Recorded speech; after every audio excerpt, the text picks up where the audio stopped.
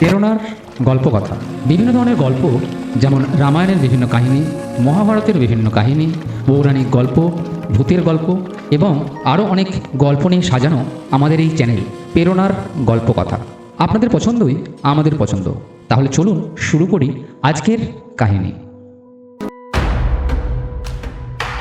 মহাদেব শিব হলেন পরম বৈরাগী, যার কাছে সোনা এবং পাথর উভয়ই সমান।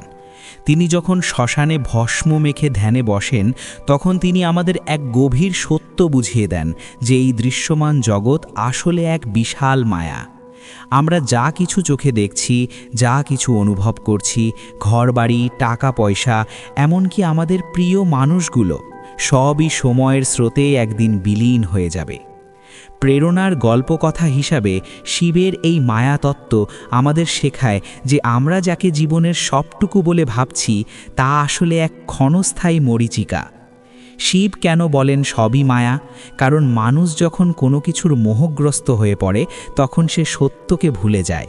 আমরা ভাবি এই শরীরটাই আমি, কিন্তু শিব আমাদের মনে করিয়ে দেন যে আমরা আসলে সেই অবিনাশী শক্তি যা শরীরের ঊর্ধ্বে। আপনি যদি আজ খুব ধনী হন বা খুব গরিব হন, মনে রাখবেন এটি কেবল একটি ভূমিকা যা আপনি এই মহাজাগতিক নাটকে পালন করছেন।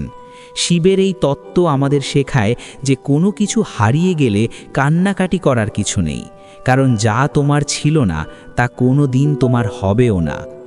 মায়া হলো সেই পর্দা যা আমাদের চোখের সামনে থাকে এবং আমাদের মনে করায় যে জগৎই সত্য, কিন্তু শিব হলেন সেই সত্যের আলো যিনি আমাদের শেখান যে জগৎ মিথ্যা নয়, তবে জগৎ চিরস্থায়ীও নয়।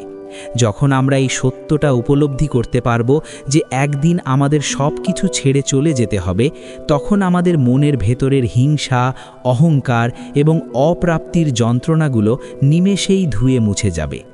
জীবনের এই প্রবাহকে শান্তভাবে গ্রহণ করা এবং নিজেকে চেনার চেষ্টাই হলো শিবের উপদেশের মূল নির্যাস।